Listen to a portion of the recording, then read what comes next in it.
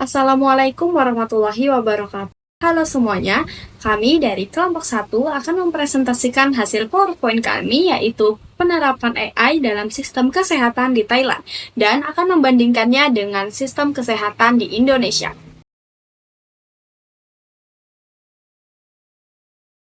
Perkenalkan, saya Putri Zaratul Afida dengan NIM 2411016007. Saya Iva Nurul Makfiroh dengan NIM 2411016015. Nama saya Hanani Lehananta Putri dengan NIM 2411016023. Saya Putri Piskasani dengan NIM 2411016053. Saya Vidya Nurrahma dengan NIM 2411016061.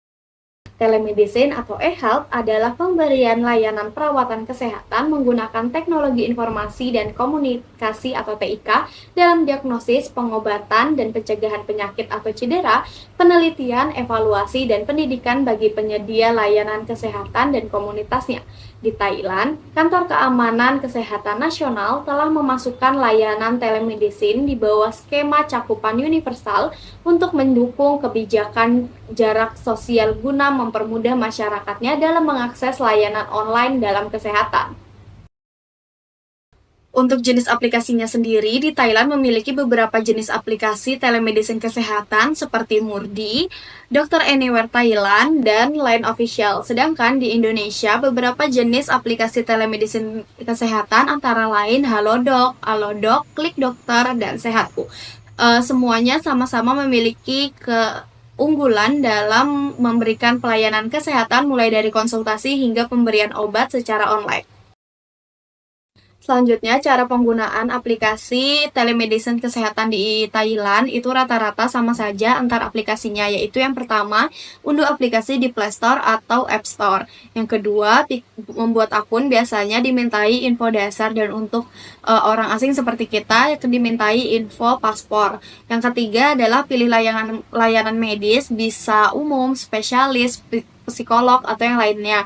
Yang keempat adalah jadwalkan konsultasi. Yang kelima adalah terima resep elektronik atau bisa juga pengiriman obat ke rumah masing-masing. Dan yang terakhir adalah pembayaran bisa dilakukan melalui kartu kredit, transfer bank, dan lain sebagainya.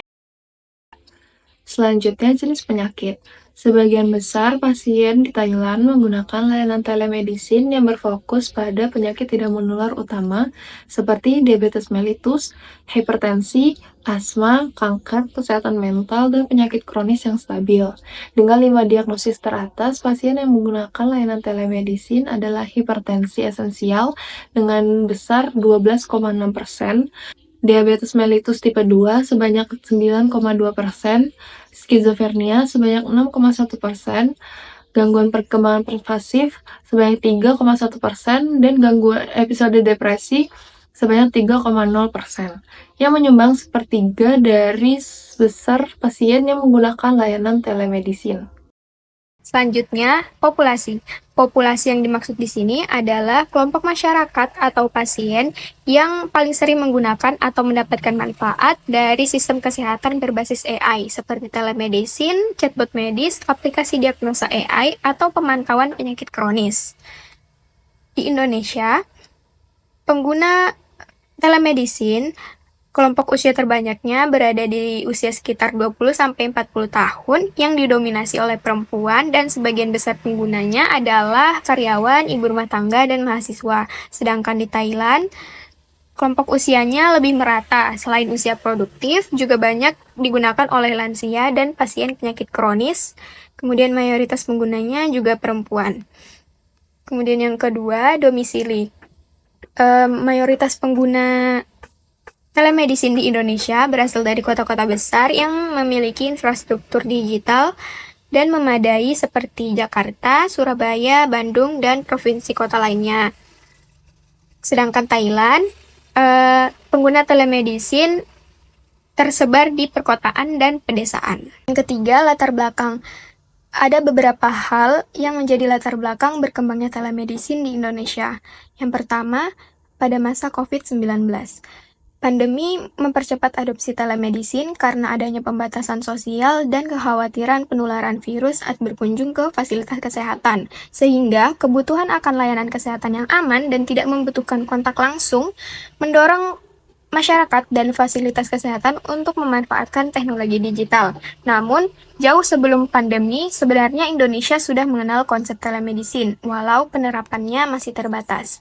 Kemudian yang kedua, kemajuan teknologi dan akses internet. Meningkatnya jumlah pengguna smartphone dan akses internet, khususnya di daerah perkotaan, membuka peluang besar untuk penggunaan aplikasi layanan kesehatan digital seperti Halodoc, Alodokter, dan Klik Dokter. Selain itu, harga perangkat digital yang semakin terjangkau sehingga makin banyak masyarakat yang bisa mengakses layanan ini. Kemudian yang ketiga, tingginya beban fasilitas kesehatan. Rumah sakit dan puskesmas di kota-kota besar sering mengalami kepadatan pasien. Telemedicine menjadi solusi untuk menyederhanakan proses konsultasi, terutama bagi kasus ringan atau follow-up. Yang keempat, distribusi tenaga kesehatan yang tidak merata. Di banyak daerah terpencil dan pedesaan, akses ke dokter atau spesialis sangat terbatas. Telemedicine hadir untuk menjembatani kesenjangan layanan kesehatan meskipun masih tergantung pada dukungan infrastruktur. Kemudian yang kelima, gaya hidup modern dan efisiensi waktu. Kalangan muda, pekerja kantoran, dan mahasiswa semakin memilih telemedicine karena efisiensi waktu dan kemudahan akses tanpa perlu antri lama di rumah sakit. Sedangkan di Thailand, pengguna telemedicine dilatar belakangi oleh pemerintah Thailand yang aktif mengembangkan layanan telemedicine melalui program seperti Smart Health untuk meningkatkan akses layanan kesehatan, terutama di daerah terpencil. Rumah sakit di berbagai provinsi memanfaatkan telemedicine untuk memantau pasien penyakit kronis dan lansia. Dukungan kebijakan nasional dan infrastruktur digital membuat layanan ini lebih merata dan terintegrasi dalam sistem kesehatan. Selanjutnya, jenis penggunaan telemedicine di Indonesia digunakan untuk konsultasi, mencari informasi kesehatan, dan obat. Sedangkan di Thailand, digunakan untuk pengelolaan penyakit tidak menular seperti diabetes mellitus, hipertensi, kanker, kesehatan mental, dan penyakit kronis. Selanjutnya, kelebihan dan kekurangan. Kelebihan yang pertama, mengurangi risiko paparan COVID-19. Seperti yang kita ketahui, di beberapa tahun yang lalu telah terjadinya pandemi COVID-19. Dengan adanya telemedicine, ini dapat membantu para pasien untuk berobat tanpa harus tatap muka. Yang kedua, dukungan dari kebijakan kesehatan. Di Thailand sendiri telah diintegrasikan dalam Universal Coverage Scheme oleh Kantor Keamanan Kesehatan Nasional atau NHSO yang mencakup 75% populasi di Thailand. Yang ketiga, efektif untuk masalah kesehatan mental. Pasien dengan skizofrenia dan depresi secara signifikan memanfaatkan layanan ini bahkan lebih dari 1 kali kunjungan. Yang keempat, respon cepat saat lonjakan kasus COVID-19. Dan yang kelima, penghematan waktu dan biaya, yang dimana dapat mengurangi kebutuhan transportasi dan biaya rawat jalan. Next, kekurangannya. Yang pertama, pemanfaatan rendah di kalangan perempuan, lansia, dan juga penderita penyakit kronis, yang dimana mereka lebih jarang melakukan kunjungan lanjutan, diduga karena keterbatasan pengetahuan teknologi dan kekhawatiran terhadap hasil dalam klinis.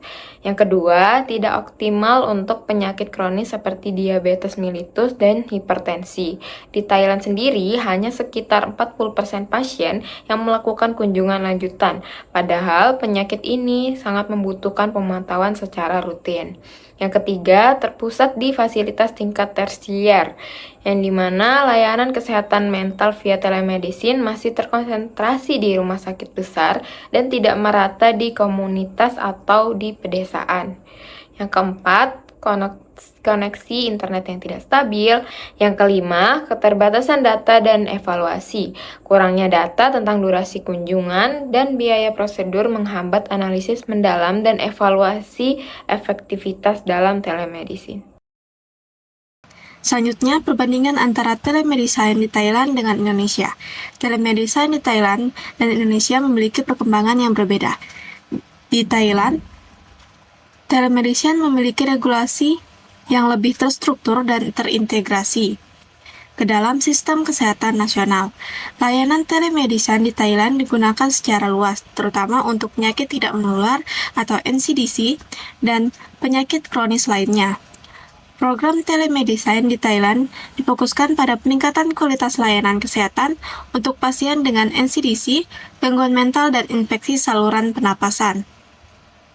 Namun, tantangannya adalah aksesibilitas teknologi dan sumber daya, serta kurangnya adopsi di kalangan pasien perempuan, lansia, dan pasien dengan NCDC. Selanjutnya yaitu telemedicine di Indonesia. Indonesia memiliki kebijakan telemedicine yang masih dalam tahap pengembangan. Meskipun ada beberapa peraturan, regulasi terkait telemedicine belum sepenuhnya komprehensif dan terstruktur. Penggunaan telemedicine di Indonesia belum merata dan masih terbatas pada layanan tertentu. Telemedicine di Indonesia difokuskan pada peningkatan akses layanan kesehatan di daerah terpencil dan pedesaan, serta penanganan bencana. Tantangan utama telemedicine di Indonesia adalah infrastruktur teknologi, sumber daya manusia, dan regulasi.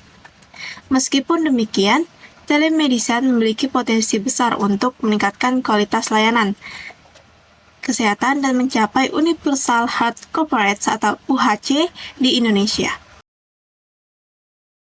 Dari materi yang sudah kami sampaikan, dapat disimpulkan bahwa telemedicine adalah pemberian layanan perawatan kesehatan menggunakan teknologi informasi dan komunikasi untuk meningkatkan akses layanan kesehatan dan kualitas hidup masyarakat.